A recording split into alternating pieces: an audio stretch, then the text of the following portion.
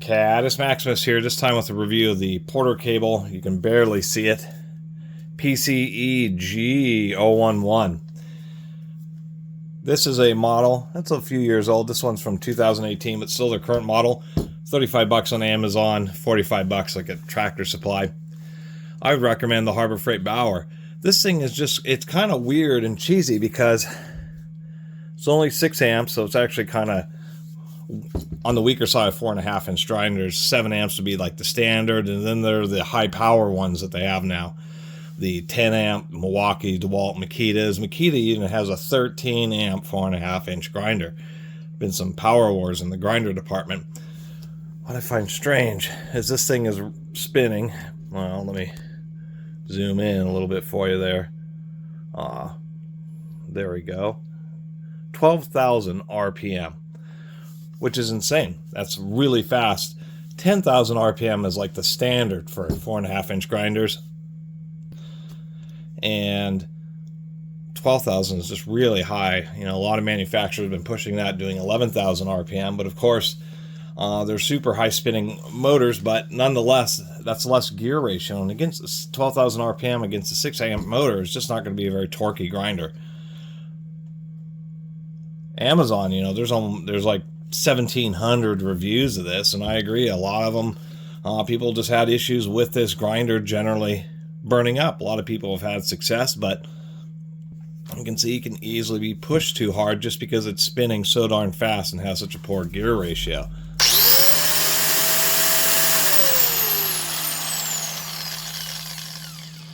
Also, and I bought this used for cheap for $10, and it's in like new condition, but it's supposed to have some kind of function to where if the switch is on and it loses power, that it won't restart. But that doesn't work on this grinder. They call it a no volt restart protection, and it doesn't. You know, if you turn it on and unplug it and plug it back in, it just kicks right back on. So that feature is not working. I suppose the button in the front's okay, although a lot of times you don't really want the button right here. You want it off to the side, just because there will be situations where you're grinding, or maybe even holding it if you're not using the handle and you're doing sanding. They actually don't recommend to use this for polishing, and I understand why. Polishing is, well, one at 12,000 RPM is a pretty fast polish, but once again, the smaller motor and the high gear ratio, with the high resistance that polishing is, you just burn this up pretty darn fast. But anyway, having the button right there in the middle makes it more likely that it's gonna get bumped at some point. Let me unplug this thing. That this would get bumped at some point accidentally, sending the lock pin into the wheel while it's running, which is, of course, makes special sounds at the very least. So that's my take on it. I would just get the Harbor Freight Bauer. You'll have an easier time warranting it, and easily built as well as this cheesy Porter cable, which costs nearly the same price. I figured we'd take a quick look inside. So we'll take a peek at the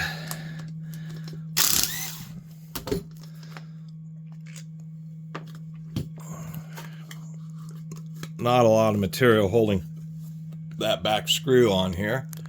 We'll get a little bit more view. Otherwise, it's pretty standard affair. There's this switch that's supposed to, you know, somehow reset itself when the power turns off, but it definitely wasn't working here. Interestingly enough, they're actually using fiberglass insulated wires. They're expecting these wires to get so hot that they're not using standard insulation. They're using basically heater wire or heater wire insulation on it. We have die-cast zinc. No, those are stamped sheet metal zinc brush guides on some kind of high temperature plastic, like a Bakelite plastic. You know, I suppose those brush guides are okay. See, they're using kind of an odd clock spring. It's a spiral, but not flat metal. It's a wire spiral. And you can see it's kind of like all offsides and stuff. It's not the best design versus using traditional spiral ones, which is a little bit cheesy. I may replace those with some extras that I have. Otherwise, I mean, these devices are super simple. It's just a little lever here. There's your spring, and this little lever just pulls onto the power switch, and pretty easy to replace the power cord at least. Just use this screw-on terminal, so that shouldn't be, you know, too bad. Otherwise, grinders are super simple devices. What I'm suspecting here is that there is some kind of mix-up in marketing or advertising, because there's this whole section here with these clips like there is some other kind of object that was right here, maybe a bigger power switch, and they have a Type 1 and a Type 10 version of this, and it's just unfortunate that they advertise this specific model as having both a soft start and a safety feature that it actually does not. There is no soft start or safety. I mean, this thing's so cheesy. It's like one of those little 10mm spindle or 3/8 spindle, you know, tiny 4-inch grinders that they've put a 5/8 spindle on.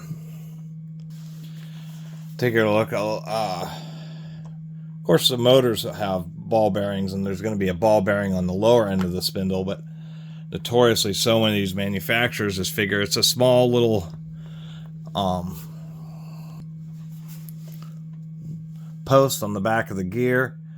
Oh, look, they have 6 cutouts for the push button. I actually kind of like that. It makes it easier to find the slot.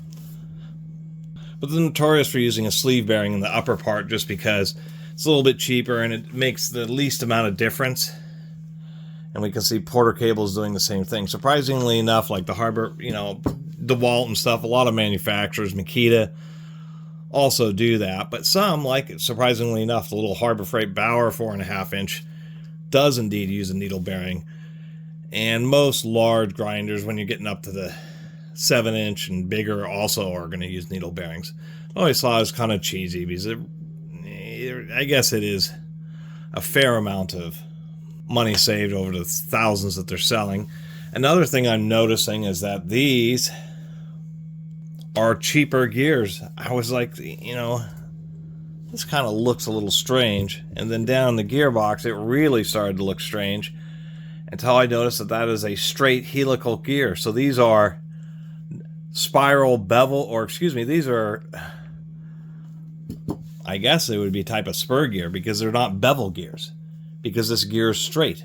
It's not beveled. This gear is, see that? It's not, or it's flat right across the top. It doesn't have a bevel.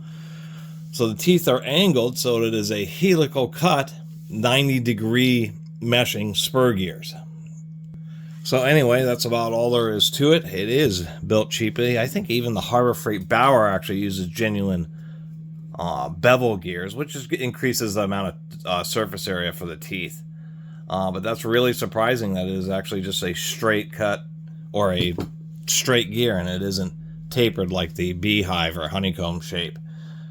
Or I guess it wouldn't be honeycomb, it would just be a beehive shape. And of course, they're just using cheesy lithium grease. Not really enough. You don't want to have the gearboxes on grinders have too much grease in them because it'll just start to get hot pretty quickly. But that's maybe just a bit too chintzy, especially when it's low-grade grease. Always have to check this on grinders now. I always forget until I ran into that Harbor Freight Bauer 7-inch, which is much worse than their 4.5-inch, surprisingly enough. That Bauer, this gear was just really loose. There's terrible tolerances on this shaft. This Porter Cable, at least they got the end play right, so the gear can't rock side to side or back and forth, pretty stiff. And this rotating here, that's the play and the keyway. And that's reasonable. For a weak little grinder like that, that's just fine. Usually keyways you want to have tight because if they're loose, especially on tools like grinders, which have a tremendous amount of vibration, the parts will rattle back and forth against the key. And surprisingly enough, Mazda on their early Miatas had that exact issue with the crankshaft and the timing gear, where over tens of thousands of miles, due to manufacturing tolerances, oh, I got that on backwards, the keyway would actually beat itself up until it actually either broke the key or stripped out, and then the crankshaft timing gear would actually spin on the end of the crankshaft. So tolerances and Woodruff keys are important. So that's my little video about the Porter cable grinder. They actually even did something cheesier. You know, Bosch uses straight cut gears instead of being helical. So they are bevel angle gears in Bosch grinders, but they're really thick and they actually last a fairly long time. Would have rather seen Porter cable do that rather than their kind of oddball. Because of the way they chose to have helical cut gears, but this be spur, just be straight, means that the teeth, there just isn't as much tooth engagement. By a small amount, when you have a spiral, and when they're beveled, you have that angled face. That line is longer than the line that goes straight across, and you get a little bit more tooth engagement in the same amount of space. So that's why they're used. Besides that, and just normal factory defects, problems with the motor windings. A long time ago, and I wish I had it now, I bought a used Makita grinder and it didn't work. And when I took it apart, one of the windings had actually spun out of the armature and ground up inside the tool. It was a crazy defect in something like a Makita. I wish I had that now. But a bunch of the negative reviews of it burning up. I mean, people had these things, they used them once and then they caught fire, basically. Most people seem to have successful times, so there's just manufacturing defects, and then being a little grinder. Certain times where it's just being overloaded, where it doesn't seem like you're overloading it, but if you're using like sanding flap disc, polishing, that's actually a lot of load.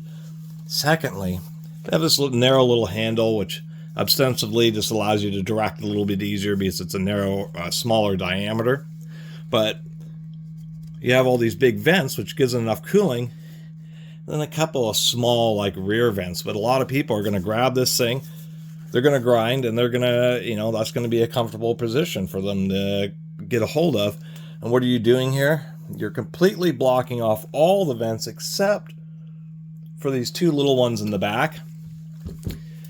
And that restriction of airflow right there over any kind of longer term, I mean, we're talking using it for 10 minutes continuously longer term, can easily contribute to overheating. And I've run into that with a lot of power. Surprisingly enough, a lot of newer power tools will stay cool, but they've all been tested and designed to where they're like on a testing rack, and so they can just get free, totally unrestricted airflow through the ventilation system.